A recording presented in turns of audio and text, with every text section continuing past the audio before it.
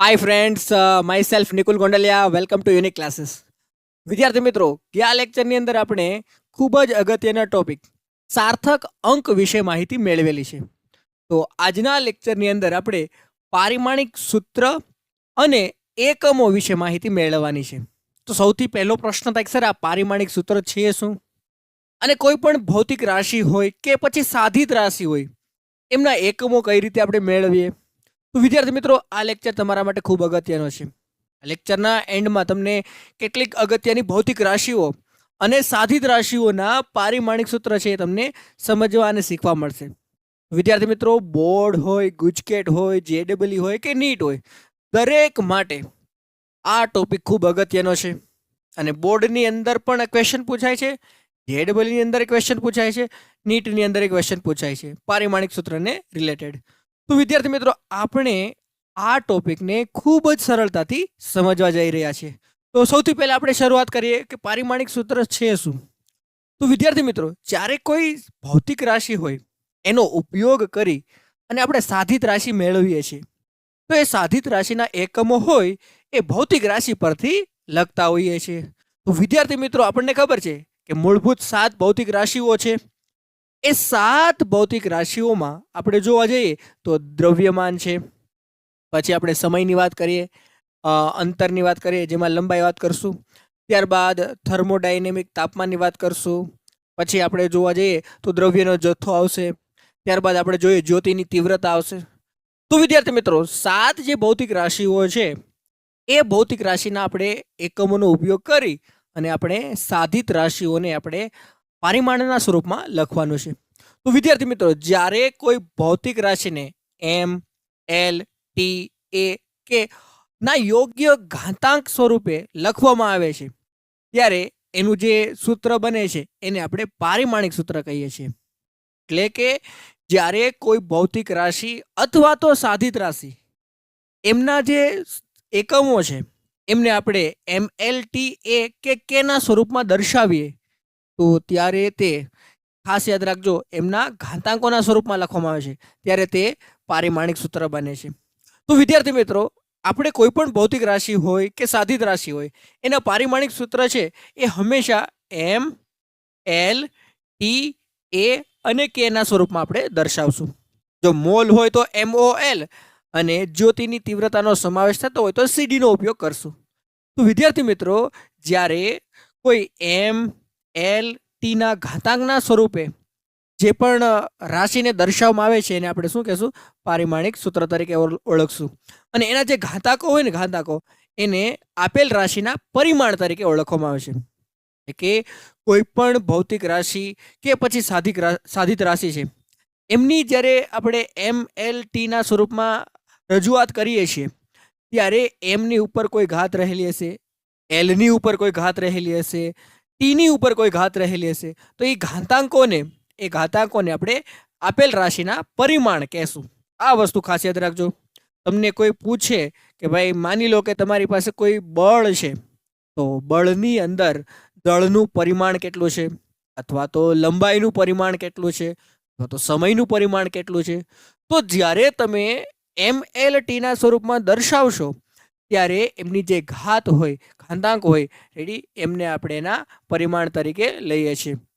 જે ભૌતિક રાશિ માટે પારિમાણિક સૂત્ર લખવા માટે આપણે ટૂંકમાં શું બોલશું? એને પારિમાણિક સૂત્રને પાસું તરીકે લખીએ છીએ. તો એવી રાશિને આપણે સંકેતમાં એટલે કે બોક્સની અંદર દર્શાવવી જરૂરી છે. એટલે કે તમે જે રાશિનું પારિમાણિક સૂત્ર લખતા હોય એ રાશિને તમારે બ્રેકેટમાં લખવી પડશે. તો આમ આપણે હવે આગળ જોઈએ, અલગ અલગ એક્ઝામ્પલ્સ લઈએ અને એક્ઝામ્પલ્સની આધારે આપણે સમજશું. તો સૌથી પહેલું આપણને કીધું છે કે ઝડપનું પારિમાણિક સૂત્ર મેળવીએ. તો વિદ્યાર્થી મિત્રો, હવે આપણે ઝડપનું પારિમાણિક સૂત્ર મેળવીએ. તો ઝડપ છે, ઝડપ એનું સૂત્ર આપણને ખ્યાલ હોવું જોઈએ, જે તમે 8મા ધોરણની અંદર 9મા ધોરણની અંદર ભણી ગયા છો. ઝડપ બરાબર કુલ અંતરના છેદમાં તેના માટે લાગતો સમય, એટલે આપણે સમયથી દર્શાવશું. સમય, આ બેયનો તમે ગુણોત્તર લેશો એટલે ઝડપ મળશે. અંતર છે, અંતર એ દર્શાવવા માટે આપણે મીટરનો ઉપયોગ કરીએ છીએ અને સમયને દર્શાવવા માટે આપણે સેકન્ડનો ઉપયોગ કરીએ છીએ. તો વિદ્યાર્થી મિત્રો, ઝડપનો જે એકમ છે ઝડપનો એકમ એ મીટર પ્રતિ સેકન્ડ થશે. તો વિદ્યાર્થી મિત્રો હવે મારે ઝડપના એકમ પરથી એનું પારિમાણિક સૂત્ર લખવું છે. તો ઝડપને આપણે v વડે દર્શાવશું અને કાઉન્સની અંદર દર્શાવવું પડશે. શું કામ કાઉન્સમાં? કારણ કે પારિમાણિક સૂત્ર લખતી વખતે આપેલ રાશિને આપણે કાઉન્સમાં લખશું. તો વિદ્યાર્થી મિત્રો લંબાઈ માટેનું પરિમાણ શું થશે? તો કે સર એલ. તો જો વિદ્યાર્થી મિત્રો લંબાઈ એક જ હોય તો લંબાઈની ઉપર ઘાત કેટલી બનશે? 1. અને સમય માટે આપણે શું લેશું? ટી. તો ટીની 1 ઘાત લેશું. તો જો આપણને જવાબ શું મળશે? તો કે સર આ T1 છે એ છેદમાંથી અંશમાં જાય તો -1 થઈ જશે. તો L1 T -1 મળશે. હવે જો વિદ્યાર્થી મિત્રો આમાં ક્યાંય દળનો સમાવેશ થયો? તો કે સર દળનો સમાવેશ થયો નથી. તો m ને 0 વડે દર્શાવી દેવાનું. એટલે કે m ની 0 ઘાત, l ની 1 ઘાત અને t ની -1 ઘાત થશે.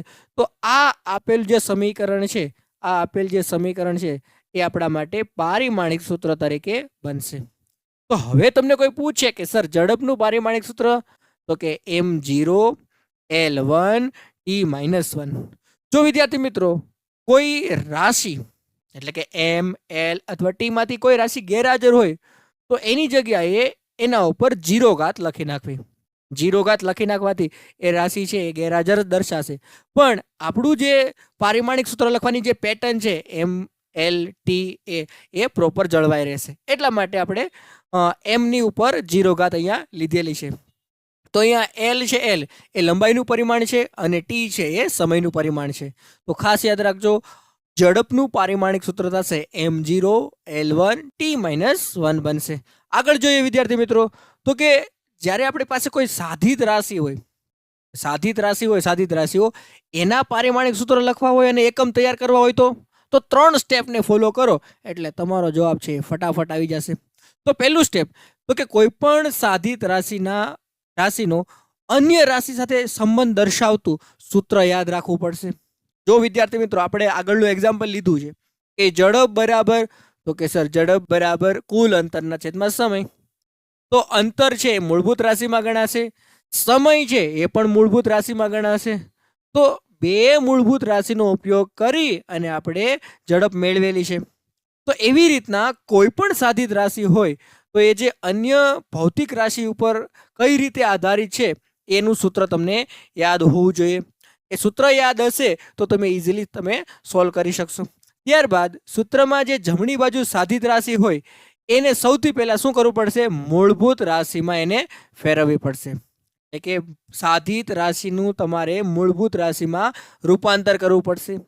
ત્યારબાદ જમણી બાજુની દરેક રાશિઓના પારિમાણિક સૂત્ર લગાવીને તે પારિમાણિક સૂત્રને ઘાતના સ્વરૂપમાં લખવાનું છે. ઘાતના સ્વરૂપમાં લખી એટલે કે તમારું પારિમાણિક સૂત્ર છે એ તૈયાર થઈ જશે.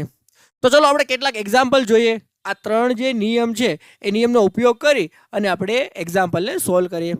ચલો સૌથી પહેલા આપણે જોઈએ વેગનું પારિમાણિક સૂત્ર. તો વિદ્યાર્થી મિત્રો વેગ હેડી એ સાધિત રાશિ છે કારણ કે મૂળભૂત રાશિમાં તો વેગનો સમાવેશ થતો નથી. તો વેગને તમારે મૂળભૂત રાશિના સ્વરૂપમાં લખવું હોય તો કે સર એનું સૂત્ર થશે સ્થાનાંતરના છેદમાં સમય થશે. સ્થાનાંતરના છેદમાં સમય. હવે તમને ખબર છે સ્થાનાંતર છે રેડી એના માટે મૂળભૂત ભૌતિક રાશિ કઈ બનશે? તો કે સર અંતર માટે આપણે શું લખીએ છીએ? l length. અને સમય એ તો મૂળભૂત રાશિ જ છે તો સમય માટે આપણે શું લખીએ છીએ? t લખીએ છીએ. તો વેગનું પારિમાણિક સૂત્ર લખવું હોય વેગને ઇંગ્લિશમાં વેલોસિટી કહેવાય એટલે આપણે v વડે દર્શાવશું. તો જો આમાં કોઈ દળનો સમાવેશ થયો નથી, આપેલ સૂત્રમાં દળનો સમાવેશ નથી થતો એટલે m0 બનશે. l છે l તો કે સર અંશમાં અંતર છે આપેલું છે તો l ની 1 ઘાત થશે. અને છેદમાં સમય આપ્યો છે તો જો છેદ છે એ અંશમાં જાય તો કે સર ઘાત -1 થઈ જશે. તો m0 l1 t -1 થશે. આમાં દળનું પરિમાણ 0 છે, લંબાઈનું પરિમાણ 1 છે અને સમયનું પરિમાણ -1 છે. તો આવી રીતના તમે વેગનું પારિમાણિક સૂત્ર છે એ મેળવી શકો. અહીંયા દળનું પરિમાણ છે એ 0 મળશે. અંતરનું પરિમાણ કેટલું મળશે આપણને? અંતરનું પરિમાણ 1 મળશે અને સમયનું પરિમાણ મળશે -1 મળશે. ચલો નેક્સ્ટ એક્ઝામ્પલ તરફ આગળ વધીએ. તો પ્રવેગનું પારિમાણિક સૂત્ર. તો વિદ્યાર્થી મિત્રો, સૌથી પહેલા પ્રવેગનો અર્થ શું થાય? તો કે સર, વેગમાં થતો ફેરફાર સમયની સાપેક્ષે. તો કે એકમ સમયમાં વેગમાં થતા ફેરફારને આપણે પ્રવેગ કહીએ છીએ. તો વેગમાં થતો ફેરફાર છેદમાં શું લખશું આપણે? છેદમાં સમય. જો વિદ્યાર્થી મિત્રો, જ્યારે કોઈ રાશિનો ફેરફાર આપણે દર્શાવતા હોઈએ ત્યારે પારિમાણિક સૂત્રમાં કોઈ ફેરફાર થશે નહીં. મતલબ પારિમાણિક સૂત્ર તો એ જ રહેશે. માની લો કે મારી પાસે અત્યારે શરૂઆતમાં વેગ v1 હતો અને અંતિમ વેગ મને v2 મળે છે. એટલે કે હું એમ કહું કે શરૂઆતનો વેગ v1 છે અને અંતિમ વેગ v2 છે. તો વેગમાં થતો ફેરફાર કેટલો મળશે? તો કે સર v2 - v1. પણ બેયનું પારિમાણિક સૂત્ર તો સેમ જ રહેશે. પાછું તો બંને રાશિનું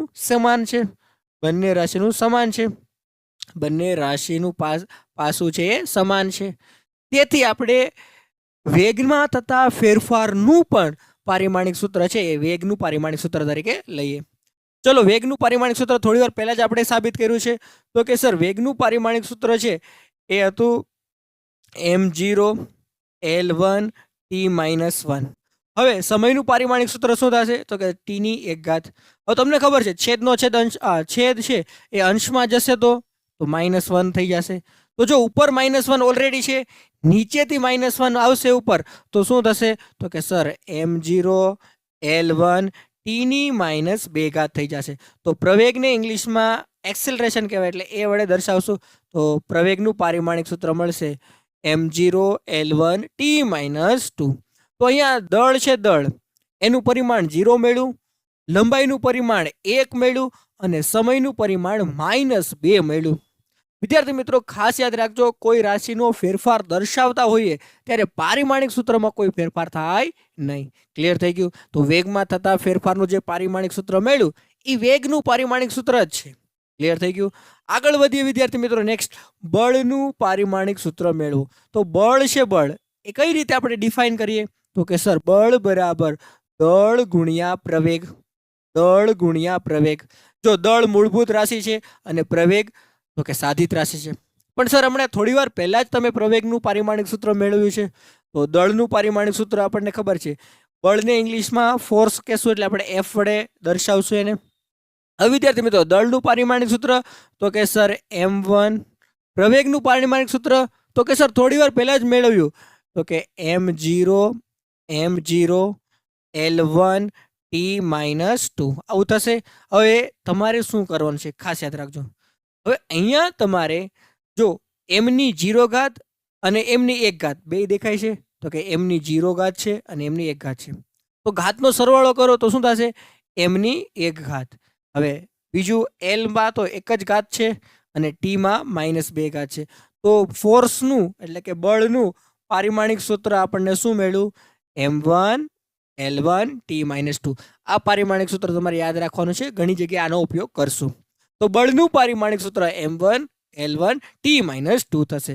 તો અહીંયા દળનું પરિમાણ 1 છે, લંબાઈનું પરિમાણ 1 છે, સમયનું પરિમાણ -2 છે. ક્લિયર થઈ ગયું વિદ્યાર્થી મિત્રો? આગળ જોવા જઈએ તો નેક્સ્ટ આપણને આપ્યું છે કાર્યનું પારિમાણિક સૂત્ર. કાર્ય કઈ રીતે મળે?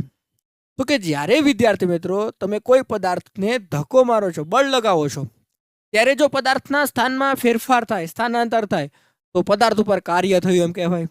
તો કે કાર્યનું સૂત્ર શું બનશે વિદ્યાર્થી મિત્રો? કાર્ય બરાબર બળ ગુણ્યા સ્થાનાંતર. બળનું પારિમાણિક સૂત્ર હમણાં થોડી વાર પહેલા આપણે મેળવ્યું, તો કે સર m1 L1 t-2. આ બળનું પારિમાણિક સૂત્ર છે.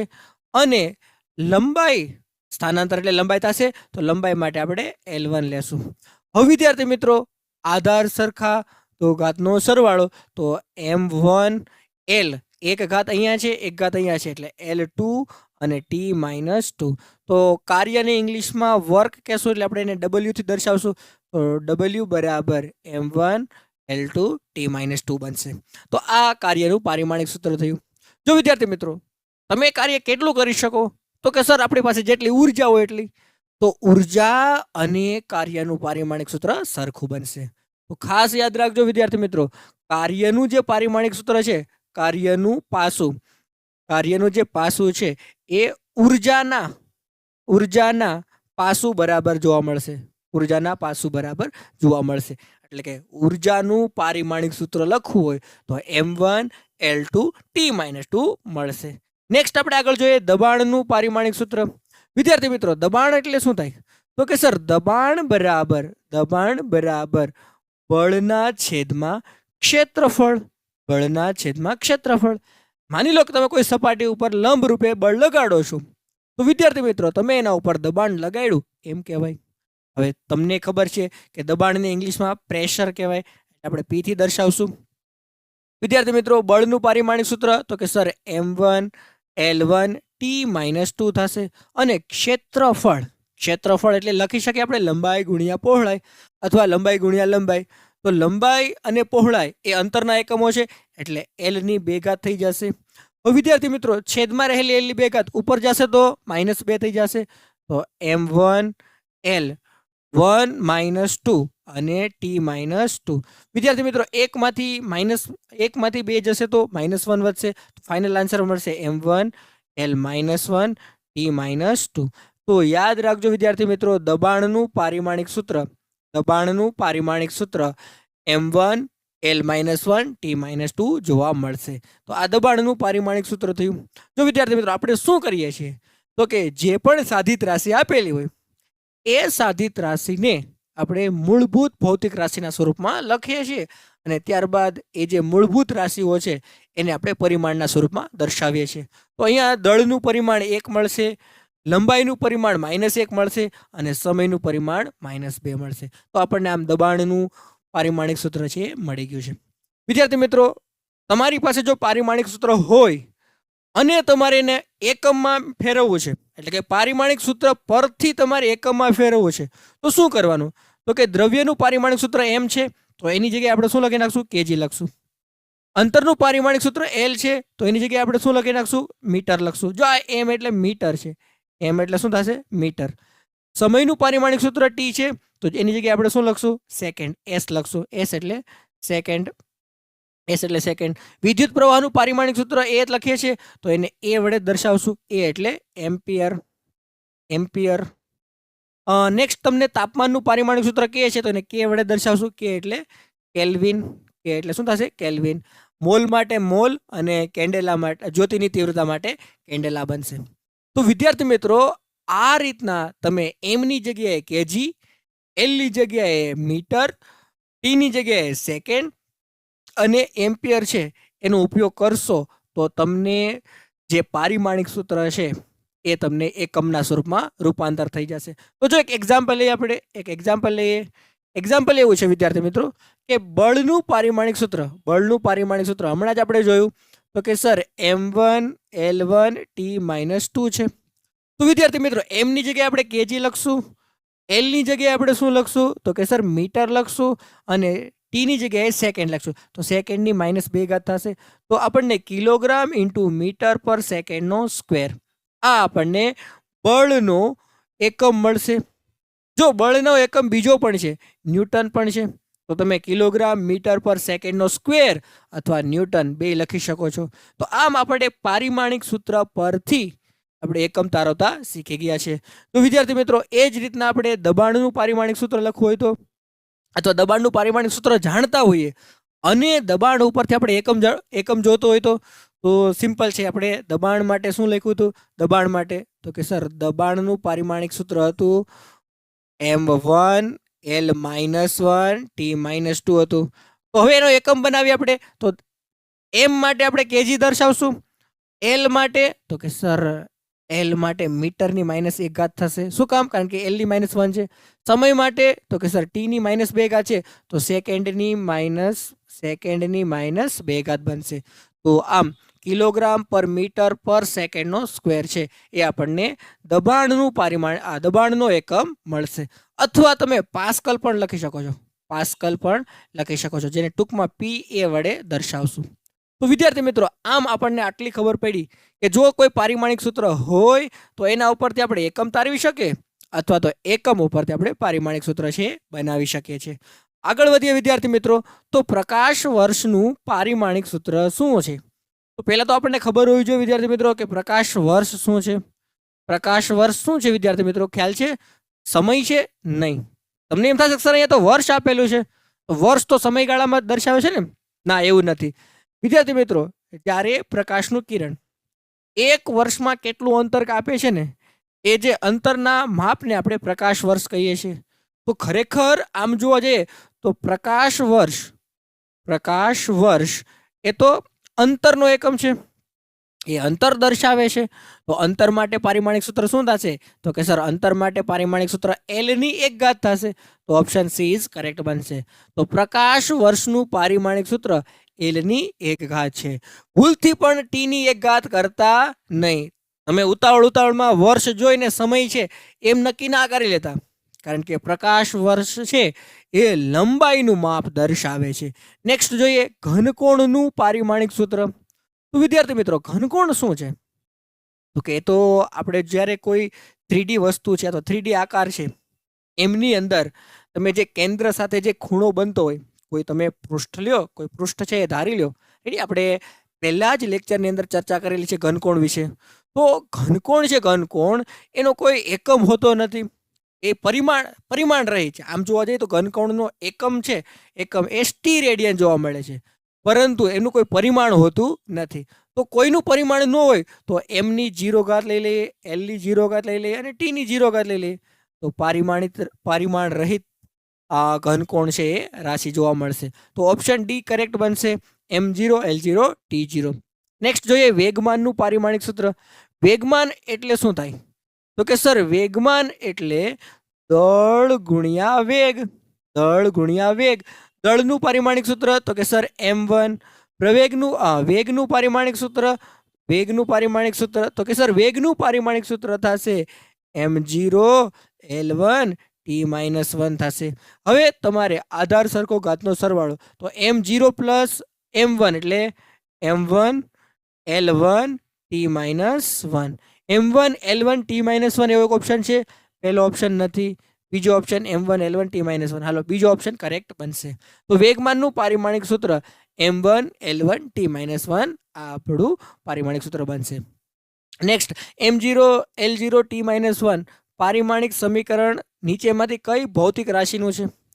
જો બહુ મસ્ત ક્વેશ્ચન આપ્યો છે. અત્યાર સુધી આપણે પારિમાણિક સૂત્ર ગોતતા હતા, હવે આપણને ઊંધું આપ્યું. પારિમાણિક સૂત્ર આપી દીધું છે અને કીધું કે આ કઈ ભૌતિક રાશિનું પારિમાણિક સૂત્ર છે. તો વિદ્યાર્થી મિત્રો સમય માટે દળ છે એ 0 બનશે, લંબાઈ છે એ પણ 0 બનશે, અને સમય માટે ટાઈમ એ 1 મળશે. પરિમાણ તમે જો સમયનું પરિમાણ છે એ તમને 1 મળશે. તો આપણી પાસે સમયનું પરિમાણ 1 નથી, -1 છે. તો આપણે એવી ભૌતિક રાશિ લેવાની છે કે જેમની અંદર સમય છે એ વ્યસ્તમાં હોય. તો વિદ્યાર્થી મિત્રો સમય પોતે તો આવશે નહીં. હવે બીજું જોવા જઈએ આવૃત્તિનો અર્થ શું થાય? તો વિદ્યાર્થી મિત્રો 1 સેકન્ડમાં થતા દોલનોની સંખ્યાને આવૃત્તિ કહીએ. તો આવૃત્તિનું સૂત્ર F બરાબર 1/T થશે. તો 1/T નો મતલબ થશે કે 1/T. એટલે શું થશે? આવર્તકાળનો એકમ શું બનશે? સેકન્ડ. તો સેકન્ડ છે એના માટે આપણે શું લખશું?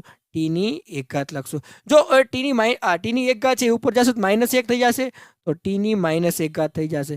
તો આવૃત્તિ છે, આવૃત્તિ એનું પારિમાણિક સૂત્ર T ની -1 થશે. હવે આમાં કોઈ દળ સાથે કઈ સમાવેશ નથી થતો, લંબાઈ સાથે કોઈ સમાવેશ થતો નથી, તો શું લખશું? M0 L0 T-1. તો આપણને આવૃત્તિનું પારિમાણિક સૂત્ર છે એ M0 L0 T-1 મળશે.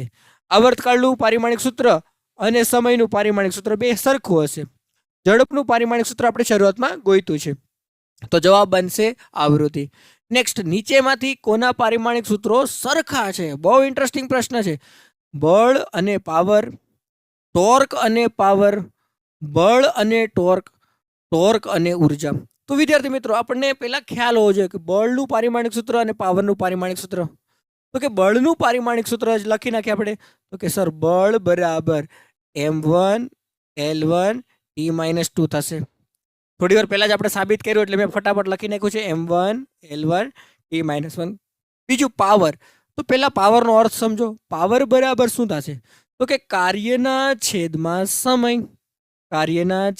સમય એકમ સમયમાં થતા કાર્યને આપણે પાવર કહીએ છીએ. તો કાર્યનું પારિમાણિક સૂત્ર આપણે પહેલા ગોતેલું છે. તો કે સર m1 L2 t-2. હવે તમને કીધું છે સમયનો, તો સમય માટે t1 થશે. t1 છે, t1 એ ઉપર જશે તો -1 થશે, એટલે -2 -1 -3 થશે. તો m1 L2 t-3. આ તમને પાવરનું પારિમાણિક સૂત્ર મળશે. તો હવે જો બળનું પારિમાણિક સૂત્ર અને પાવરનું પારિમાણિક સૂત્ર સરખું છે તો કે નહીં સર, ઓપ્શન એ ગલત છે. હવે આપણે વાત કરીએ ટોર્કની. ટોર્ક શું છે વિદ્યાર્થી મિત્રો, ખ્યાલ છે? તમારે આગળ ભણવામાં આવશે, ટોર્ક વિશે માહિતી મેળવવામાં આવશે. જ્યારે કોઈ પદાર્થ રોટેશન કરતો હોય, ગોળ ગોળ પરિભ્રમણ કરતો હોય કોઈ અક્ષને અનુલક્ષીને, ત્યારે એમની અંદર ટોર્ક છે ઉત્પન્ન થતું હોય છે. મતલબ કોઈ પદાર્થને ગોળ ગોળ ફેરવવા માટે જે બળ લાગતું હોય એ ખરેખર ટોર્ક હોય છે. તો ટોર્કનું સૂત્ર થશે બળ ગુણ્યા લંબ અંતર. તો લંબ અંતર છે એટલે આપણે ટૂંકમાં અંતર લખીએ તોય ચાલશે. તો બળ ગુણ્યા અંતર. તો બળનું પારિમાણિક સૂત્ર m1 L1 t-2 અને લંબ અંતરનું પારિમાણિક સૂત્ર થશે L1. હવે વિદ્યાર્થી મિત્રો આધાર સરખો, ઘાતનો સરવાળો, તો m1 L2 t-2. આ ટોર્કનું પારિમાણિક સૂત્ર થશે. ટોર્કને દર્શાવવા માટે ટાઉનો ઉપયોગ થાય. જો આ કેપિટલ ટી નથી, સ્મોલ ટી નથી, આ ટાઉ છે. ટાઉ બરાબર m1 L2 t-2. આ આપણું ટોર્કનું પારિમાણિક સૂત્ર થશે. હવે ટોર્ક અને પાવર, તો જો વિદ્યાર્થી મિત્રો ટોર્કનું પારિમાણિક સૂત્ર m1 L2 t-2 અને પાવરનું પારિમાણિક સૂત્ર m1 L2 t-3, તો આ ઓપ્શન એ કરેક્ટ બનશે નહીં. નેક્સ્ટ તમને એવું કીધું છે વિદ્યાર્થી મિત્રો બળ અને ટોર્ક. તો બળનું પારિમાણિક સૂત્ર ઉપર લખેલું જ છે, જો m1 L1 t-2 અને ટોર્કનું પારિમાણિક સૂત્ર m1 L2 t-2. તો એ બે પણ કરેક્ટ બનશે નહીં. તો ઓપ્શન ડી એક જ વધ્યું છે, ટોર્ક અને ઉર્જાનું પારિમાણિક સૂત્ર. ચેક કરીએ ઉર્જાનું પારિમાણિક સૂત્ર. તો કે ઉર્જા બરાબર આપણે મેં હમણાં જ કીધું હતું કાર્ય. ઉર્જા બરાબર કાર્ય થશે. તો કાર્યનું પારિમાણિક સૂત્ર આપણે પહેલા મેળવેલું છે m1 L2 t-2. તો આ કાર્યનું અથવા તો ઉર્જાનું પારિમાણિક સૂત્ર થશે. હવે ચેક કરો ઉર્જા અને ટોર્કનું પારિમાણિક સૂત્ર સરખું છે. ઉર્જા અને ટોર્કનું, તો કે યસ સર, ઉર્જા અને ટોર્કનું પારિમાણિક સૂત્ર સરખું હશે. જો વિદ્યાર્થી મિત્રો ઘણીવાર એવું બને છે કે કેટલીક રાશિઓના પારિમાણિક સૂત્ર સરખા મળે છે, પણ એ બે રાશિ એક સરખી નથી. બેના મતલબ અલગ થાય છે, બેનો ઉપયોગ અલગ છે. એટલે ક્યારેય કન્ફ્યુઝનમાં એવું નહીં રહેતા કે સાહેબ ટોર્ક અને ઉર્જા બે સરખી હશે. ના, બંનેનું ફંક્શન અલગ છે, બંનેના કાર્યો કેવા છે, જુદા જુદા છે. એટલે ખાસ એમાં તમારે ધ્યાન રાખવાનું. તમને એવા ક્વેશ્ચન પૂછી શકે છે કે કઈ બે ભૌતિક રાશિઓના અથવા કઈ બે સાધિત રાશિઓના પારિમાણિક સૂત્ર સરખા છે. તો એક તમને મળી ગયું અહીંયા, ટોર્ક અને ઉર્જાનું પારિમાણિક સૂત્ર કેવું છે, સરખું. ટોર્ક અને ઉર્જાનું પારિમાણિક સૂત્ર સરખું બનશે. નેક્સ્ટ તમને કીધું છે ન્યૂટન ઇન્ટુ સેકન્ડ. એ કઈ ભૌતિક રાશિનો એકમ છે? જો વિદ્યાર્થી મિત્રો ન્યૂટન એટલે બળ થશે, આપણે કહીએ કે બળ ગુણ્યા, અને સેકન્ડ એટલે તો કે સર સમય. તો બળ ગુણ્યા સમય કઈ ભૌતિક રાશિમાં મળે છે? તો ખાસ યાદ રાખજો વિદ્યાર્થી મિત્રો, બળ અને સમયનો ગુણાકાર છે એ આપણે ગોતવાનો છે. તો હું બળને આવું લખી શકું, દળ ગુણ્યા પ્રવેગ લખી શકું. તો કે હા સર, દળ ગુણ્યા પ્રવેગ, અને સમયને જેમ છે એમ જ રાખું, સમયનું સમય જ રાખશું. હવે જો વિદ્યાર્થી મિત્રો પ્રવેગને આવું લખી શકું, દળનું એમનું રાખ્યું, પ્રવેગને લખીએ વેગના છેદમાં સમય. એક સમય તો એમનો છે. હવે જો છેદમાં સમય અંશમાં સમય ઉડી જશે, વધ્યું શું? તો કે સર દળ ગુણ્યા વેગ. થોડી વાર પહેલા જ તમને કીધું કે દળ ગુણ્યા વેગ એટલે શું બને? તો કે સાહેબ વેગમાન બને. શું બને? વેગમાન.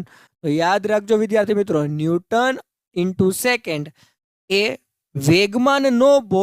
વેગમાનનો એકમ છે. વેગમાન ભૌતિક રાશિનો એકમ બનશે. ક્લિયર થઈ ગયું વિદ્યાર્થી મિત્રો? આ રીતના તમે મૂળભૂત રાશિ સુધી પહોંચી અને પછી તમે જવાબ છે એ લઈ આવી શકો છો. આગળ જોઈએ તો કે ક્વોન્ટમ શાસ્ત્ર મુજબ F આવૃત્તિ ધરાવતા ફોટોનની ઉર્જા E = hf છે, જ્યાં h એ પ્લાન્ક અચળાંક છે તો પ્લાન્ક અચળાંકનું પારિમાણિક સૂત્ર મેળવો. તો પહેલાં તો આપણને E એટલે ઉર્જા આપ્યું છે, ઉર્જા. તો ઉર્જા બરાબર લખીએ આપણે H ગુણ્યા F. તો H ને કરતા બનાવો તો H બરાબર ઉર્જાના છેદમાં F થશે, અથવા ઉર્જાના છેદમાં આવૃત્તિ થશે. હવે જો વિદ્યાર્થી મિત્રો, ઉર્જા એટલે તો કે સર કાર્ય. તો કાર્ય છે, કાર્ય એનું પારિમાણિક સૂત્ર તો કે sir m1l2 t-2, m1l2 t-2. અને આવૃત્તિ માટે શું લખ્યું હતું તો કે સર 1/t, 1/, આવર્તકાળ અથવા 1/t લખશું.